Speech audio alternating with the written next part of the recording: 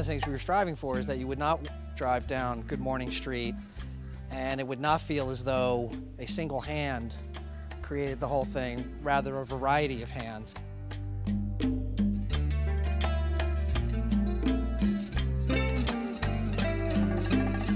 The house behind us is the Southern Accents Show House, which is a collaboration between St. Joe and Southern Accents magazine. It was the first building built here at WindMark. We sat with, when we started the project, with Paul Milana, Philip Zhang, their team, who went back through the ideas and the vision for the master plan, which were about cottages on boardwalks floating above the land, sensitivity to the landscape, and that the connective tissue would be those boardwalks, the kind of public realm. And so this house evolved directly from those ideas as a kind of house as a village, in that there's a series of pavilions of a variety of scales that are knitted together by porches and breezeways, which also help cool the house, create outdoor living spaces, outdoor dining rooms, those kinds of things. The main living room in the house is oriented toward the view to the water, and it's living room, dining, kitchen, all one big space. The idea being that when families come to the beach with other couples, you know, children, friends, everybody likes to be together, cooking a meal, having a glass of wine. So there's all one big room with a glass wall that looks back out over the water. When we first came out here, we were struck by the natural roll of this landscape, which we call a washboard, which is a remnant dune system. Over the ages, this was ocean bottom, and the tides and the wind sculpted this land into a series of dune crests and dune troughs. And what's interesting about that is on the tops of these dunes, which are made primarily of this white sand that you find on the beach, it's sort of like a desert because the water comes through and drains. And in the troughs, you'll get wetlands because they'll hold the water, and you'll get wetland plants and wetland animals. So there's an amazing ecosystem that's rare and not found in many places. So we really wanted to respect that. And you can see, if you look down these boardwalks, this roll, this natural roll that's a reflection of the landscape. And we wanted to be light on the land.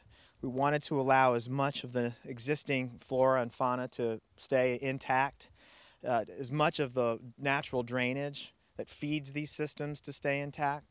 And so we did that by lifting what became the wooden streets of WindMark Beach off of the ground and allowed the plants and the animals to essentially go unchecked underneath this. I think this project is very special in a way that is engaged to the most important issue in today's practice, which is, especially in this part of the world, is the preservation of the wetland system. And number two is the architecture is very basic, low country, and actually reflecting the local culture, the local character. I think that's what makes WindMark special. Using these sand fences became an interesting little fun way of providing ways back to the parking courts from the boardwalks. And occasionally a sand fence will fall over and you realize that it actually can make a stabilizing path. And so here there's an example of a sand fence that is used as a stabilizing feature to create a path that takes you back to the parking courts.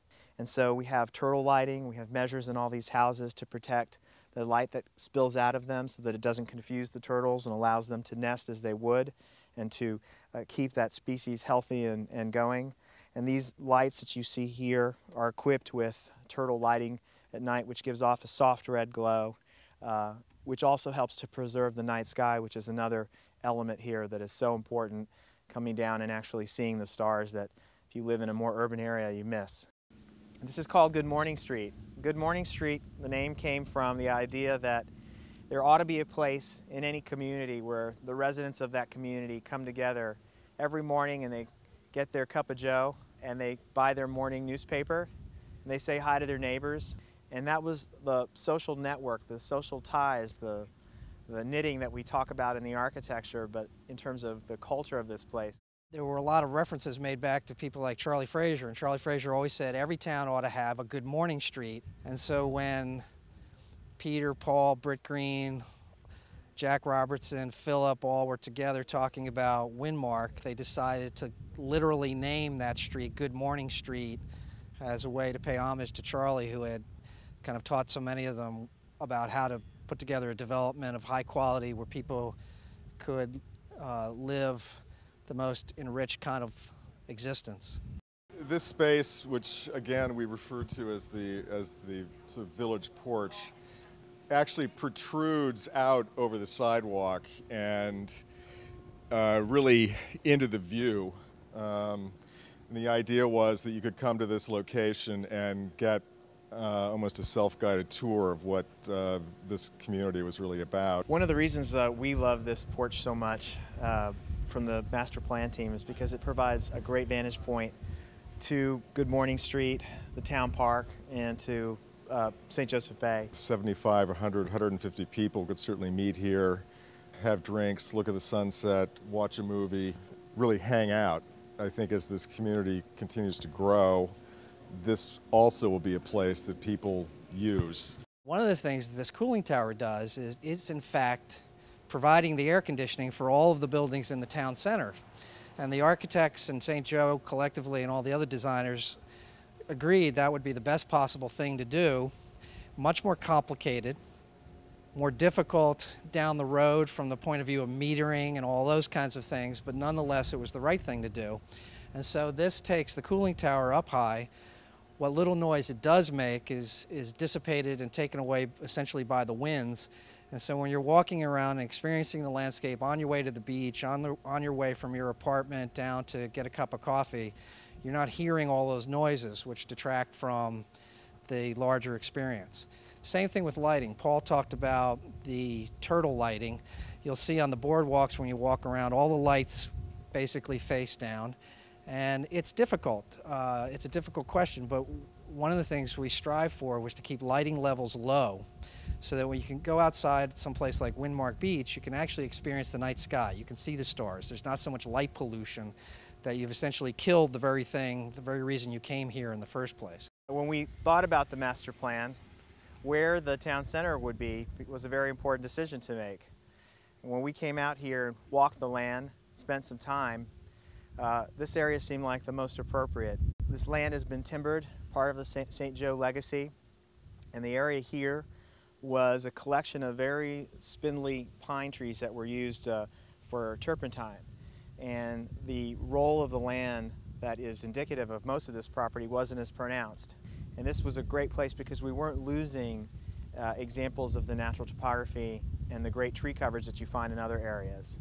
It also is a perfect spot in the middle of it all so that people never have to walk more than 5 or 10 minutes from their home to get to town center, and that was important to keep this as a walkable community. It is intended to be a kind of quintessential example of a vernacular style of architecture that's been in existence in this part of the world and in the Low Country in South Carolina and places like that for centuries.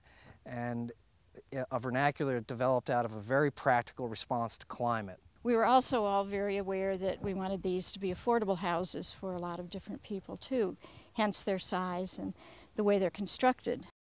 This one we did a lot of reiterations of, and actually this is a board and batten on the outside, which is also a very typical building siding type, so it really has its roots that go back far in history, but it's a modern house as well.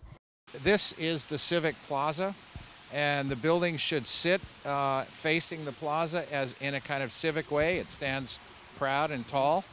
We wanted to celebrate the idea that water was very precious here in this particular building. So the rain chains that come off of the guttering system are in fact spiraling, and when there are going to be great deluges and the water actually comes off the roof, you'll see it swirling in this beautiful series of chains that come down and drop onto the roof.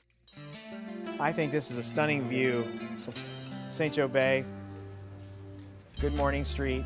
I love the townscape, the vibrancy, being right here. This will be center stage, and I think that this will be an experience that people will appreciate for the lifetime of WindMark Beach.